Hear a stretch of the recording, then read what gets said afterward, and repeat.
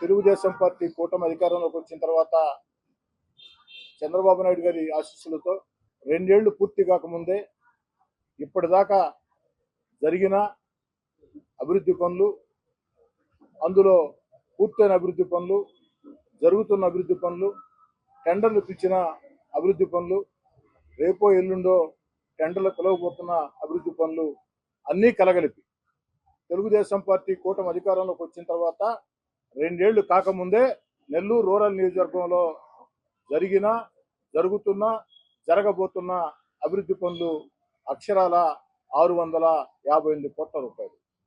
2 ఏళ్లు కాకముందే అక్షరాల 658 కోట్ల రూపాయల వ్యయంతో నెల్లూరు రూరల్ నియోజకవర్గంలో ఈ అభివృద్ధి పనులు చేపట్టామంటే దానికి కారణం ముఖ్యమంత్రి చంద్రబాబు నాయుడు గారి ఆశీస్సులు, ఉప ముఖ్యమంత్రి పవన్ కళ్యాణ్ గారి ఆశీస్సులు, యువనేత నారా లోకేష్ గారి ఆశీస్సులు, అదేవిధంగా మంత్రులు, పార్లమెంట్ సభ్యులు, ఎమ్మెల్సీలు, అధికారులు అందరి సహాయ సహకారాలతో ఈ యొక్క పనులు ఇంత పెద్ద ఎత్తున వేగవంతంగా జరుగుతున్నాయి.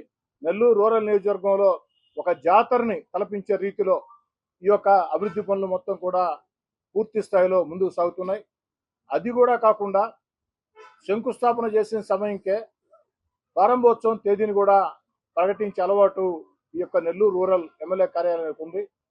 చెప్పిన తేదీ ప్రకారం ప్రారంభించి ప్రజలకు అందిస్తున్నామంటే దానికి కారణం క్షేత్రస్థాయిలో ఉన్నటువంటి తెలుగుదేశం పార్టీ, అదేవిధంగా బీజేపీ, జనసేన నాయకులు, తెలుగుదేశం పార్టీ క్లస్టర్ ఇన్ఛార్జీలు, కో క్లస్టర్ ఇన్ఛార్జీలు, డివిజన్ అధ్యక్షులు, యూనిట్ ఇన్ఛార్జీలు, అనుబంధ సంఘాల అధ్యక్షులు, పార్టీ వివిధ స్థాయిల్లో ఉన్న నాయకులు అందరూ కూడా ఎక్కడికక్కడ తెలుగుదేశం, బీజేపీ, జనసేన ముగ్గురిని కూడా సమన్వయం చేసుకుని క్షేత్రస్థాయిలో ఆ యొక్క పనుల మీద అంకిత భావంతో దృష్టి పెట్టబట్టే ఇది సాధ్యమవుతుంది.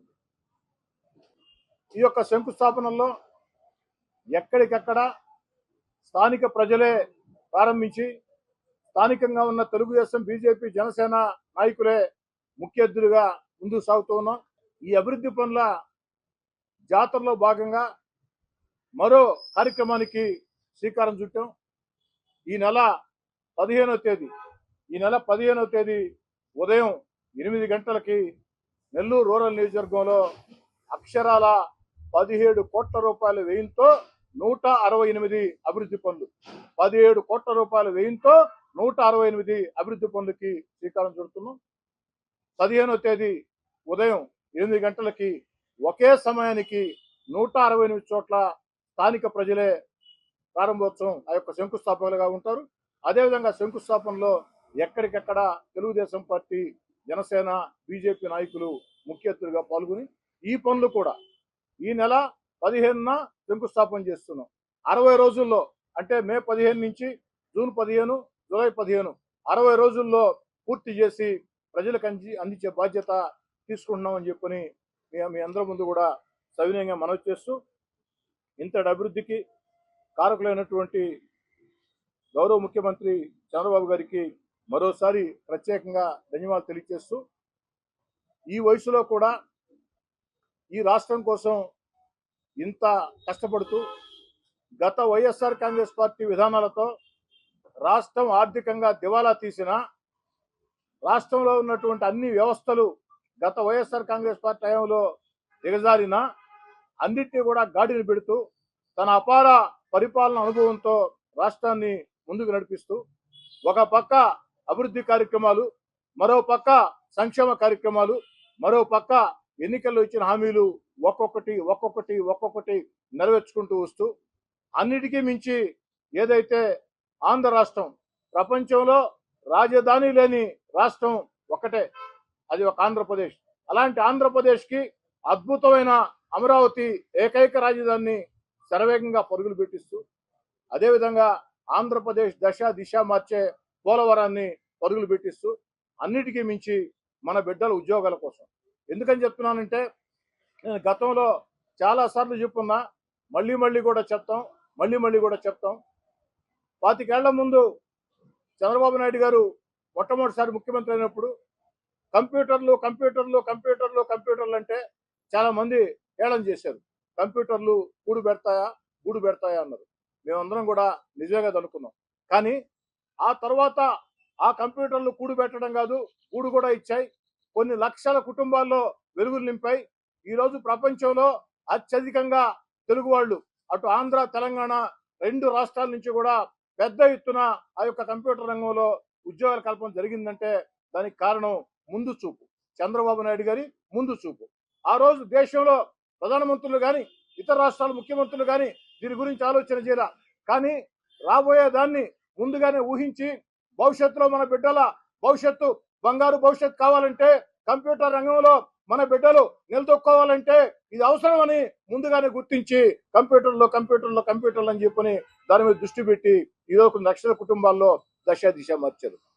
అందుకే చంద్రబాబు గారిని గత వైఎస్ఆర్ కాంగ్రెస్ పార్టీ పాలనలో అక్రమంగా అరెస్ట్ చేస్తే ఒక ఆంధ్ర రాష్ట్రం కాదు, భారతదేశంలోని అన్ని రాష్ట్రాలు కాదు, దేశ విదేశాల్లో కంప్యూటర్ ఆ యొక్క చదువుకుని ఉద్యోగాలు చేస్తున్న ఆ బిడ్డలందరూ కూడా వీధుల్లోకి వచ్చారు. మామూలుగా మీకు తెలుసు, ఆ యొక్క కంప్యూటర్ ఉద్యోగాలు చేసే బిడ్డలు వాళ్ళకు ఉండే శని ఆది సెలవుల రోజుల్లో ఇది వ్యక్తిగతంగా ఉండాలని చెప్పని చూస్తారు. అలాంటిది ఒక రాజకీయ నేత కోసం వీధుల్లోకి వచ్చి ఆ విధంగా పోరాటాలు చేశారంటే దానికి కారణం వారి కృతజ్ఞతాభావం. ఆ విధంగా ఆనాడు చంద్రబాబు నాయుడు గారు ముందు చూపుతో ఆలోచన చేపట్టే ఇది సాధ్యమైంది. మరి ఈనాడు క్వాంటమ్ వ్యాలీ దాన్ని రాబోయే రోజుల్లో క్వాంటమ్ వ్యాలీ ప్రాముఖ్యతను గుర్తించి క్వాంటమ్ వ్యాలీ అంటూ భారతదేశంలో ముఖ్యమంత్రులు అందరికంటే వేగవంతంగా క్వాంటమ్ వ్యాలీ కింద ఆంధ్రప్రదేశ్ని తీర్చిదిద్ది భవిష్యత్తులో దశ మార్చేదానికి ఒకటి కాదు, రెండు కాదు, అనేక పరిశ్రమలు, పేరుగాంచిన పరిశ్రమలు, పెద్ద కంపెనీలు ఈరోజు రాష్ట్రంలో పరిస్థితి ఏ విధంగా ఉందంటే రోజుకో ఒప్పందం, వారానికో శంకుస్థాపన ఏది ఈ యొక్క పారిశ్రామిక పెట్టుబడుల విషయంలో. ఇంత పెద్ద ఎత్తున పారిశ్రామిక పెట్టుబడులు వస్తున్నాయంటే దానికి కారణం చంద్రబాబు నాయుడు గారి సూచనలు, యువనేత నారా లోకేష్ గారి పట్టుదల. నారా లోకేష్ గారు తన బ్రాండ్ ఇమేజ్ తో ఏదైతే అందరితో కూడా చక్కటి సంబంధాలు పెట్టుకుని అందరినీ కూడా ఆంధ్రప్రదేశ్ లో పెట్టుబడుల కోసం ఆకర్షిస్తూ పెట్టుబడులు పెట్టేదానికి చర్యలు తీసుకుంటూ ఆ వచ్చిన పారిశ్రామికవేత్తలకి ఆంధ్రప్రదేశ్ చంద్రబాబు గారి నేతృత్వంలో సురక్షిత రాష్ట్రం, ఆంధ్రప్రదేశ్ లో పెట్టే పెట్టుబడులకి అన్ని రకాల కూడా భవిష్యత్ హామీ ఉంటుంది. మనకి ఎక్కడా కూడా సమస్యలు ఉండవు. మనం పారిశ్రామికంగా పెట్టుబడులు పెట్టి ఆ ఉద్యోగాలు కల్పిస్తామంటే అందుకు కావాల్సిన ఏర్పాట్లు మొత్తం ఆంధ్రప్రదేశ్ ప్రభుత్వం వేగవంతంగా చేస్తుంది అన్న నమ్మకాన్ని అందరిలో కలిగించారంటే దానికి కారణం చంద్రబాబు నాయుడు గారి ఆలోచనలు, నారా లోకేష్ గారి పట్టుదల అని తెలియజేసుకుంటూ మరోసారి మీ అందరూ కూడా ధన్యవాదాలు తెలియజేస్తూ, ఆంధ్రప్రదేశ్లో సంక్షేమ పథకాలు అద్భుతంగా వస్తూ ఉన్నాయి, అభివృద్ధి పనులు సాగుతూ ఉన్నాయి, పారిశ్రామిక పెట్టుబడులు వస్తూ ఉన్నాయి, అమరావతి వేగవంతంగా నిర్మాణం చేసుకుంటుంది, పోలవరం పరుగులు పెడతా ఉంది. అందుక విమర్శలు ఏం మాట్లాడతారు? దాంట్లో మాట్లాడేదానికి ఏమీ లేదు. గూగుల్ ఆంధ్రప్రదేశ్కి వచ్చింది, చెప్పుకుంటూ పోతే చాలా ఉన్నాయి.